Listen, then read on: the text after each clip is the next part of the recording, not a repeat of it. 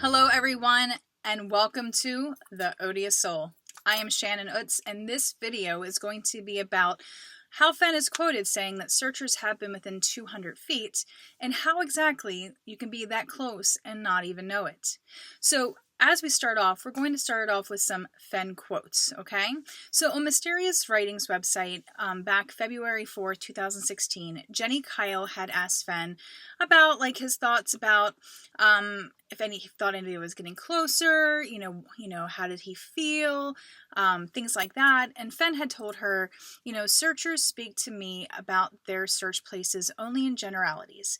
I don't know anyone has been closer to the treasure than about 200 feet. Okay, then we switch over to Down Neitzel's site, and he had a post, scrapbook number 167.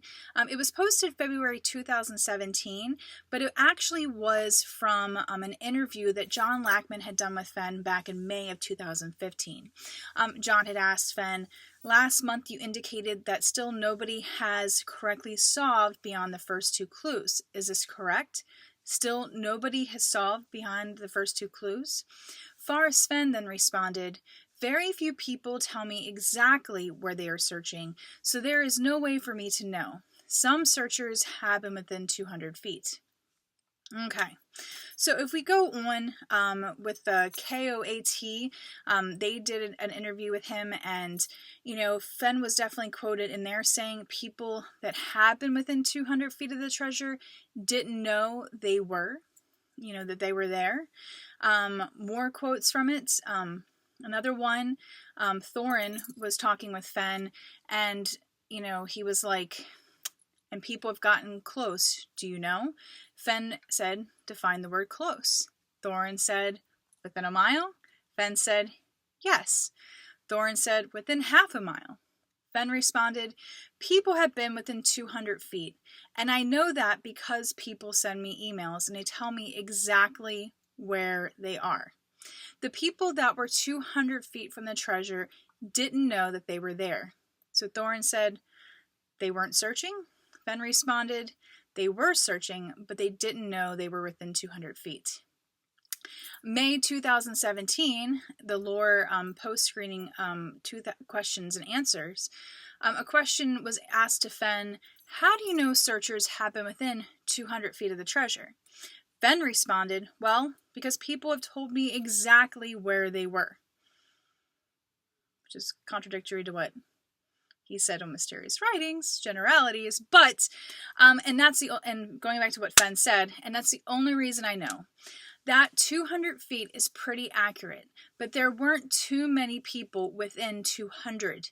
Lots of people within 500 feet of the treasure, but the people that were within 200 feet didn't know they were that close to the treasure, and they walked right on by it. And of course, I never tell them that because they try to remember where they had been. But they got a lot out of it, and I'm getting more than 100 emails a day, and half of them tell me, 'We know you're not going to find your treasure,' and blah, blah, blah, blah, blah, blah, blah."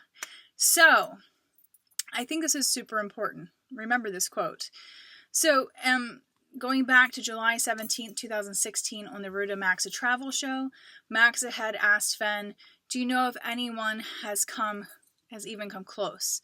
Fenn responded then, "I know that several people have been within 200 feet of the treasure because they told me exactly where they were." Maxa said, "Oh my goodness, that's incredible."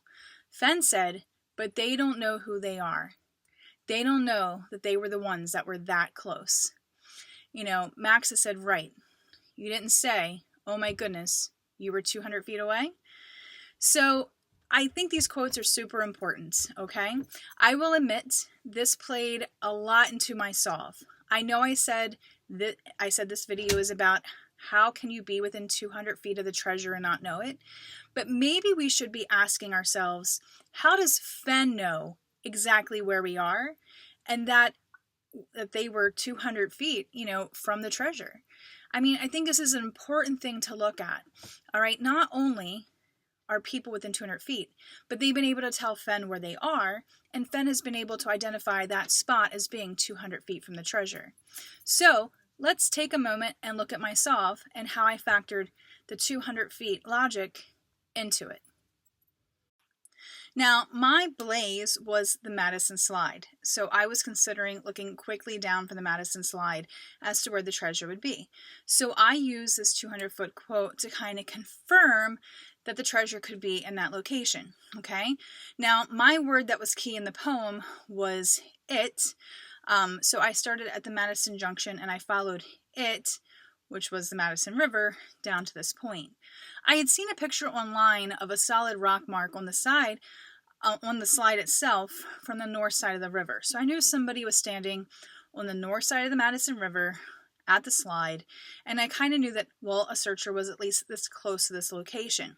I used Google Earth to measure from this point to the south side of the river and found 200 feet. So the Earthquake Lake Visitor Center is right there as well. And I can imagine how many searchers have come down to the river to look and get deterred by the fast rapids in this area and never pursued other options. You know, to get to the other side of the river, the safest way is to find another route by means of a really good map. So to me, you know, you don't have to go too far off the beaten path. It's possible that this treasure is close to something identifiable. In this case for me, it was close to the Madison Slide. Most people may come down to the river at the farthest. 200 feet across the river, I was thinking that the treasure could be there. So what other possibilities can you think of?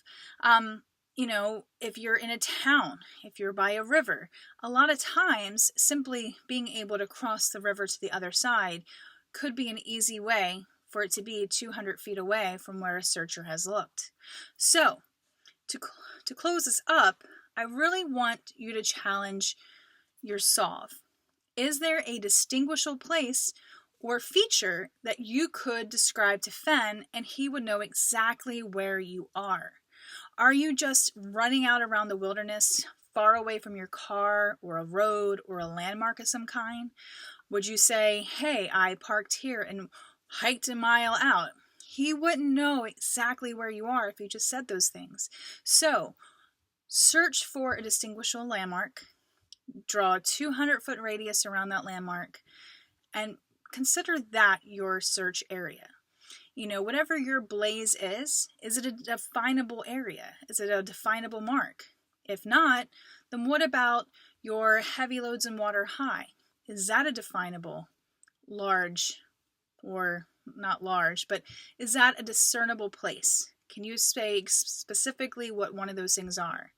For those who believe that from the Homer Brown put in and on down, everything is relatively close, still look at your clues. Are they definable places? Are they describable places? Do they point to a specific place on a map?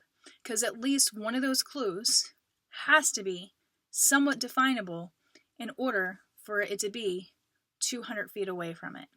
So, those are my thoughts. I know some people asked about it, so I wanted to let you guys know my opinion on it.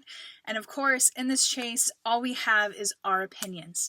Please feel free to comment and let me know your thoughts about the 200-foot quotes from Fenn and what you think they mean and how you define them.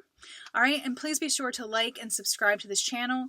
You can hit the notification button to also get notified when I post new videos or go live on the rare occasion. And don't be afraid to share. Share with your friends, family, and other people in the Fenn community. So anyway, thank you guys so much for watching. Hope you have a great day, and I hope you pulled just something, little something, that might help you in your search for Forrest Fenn's treasure.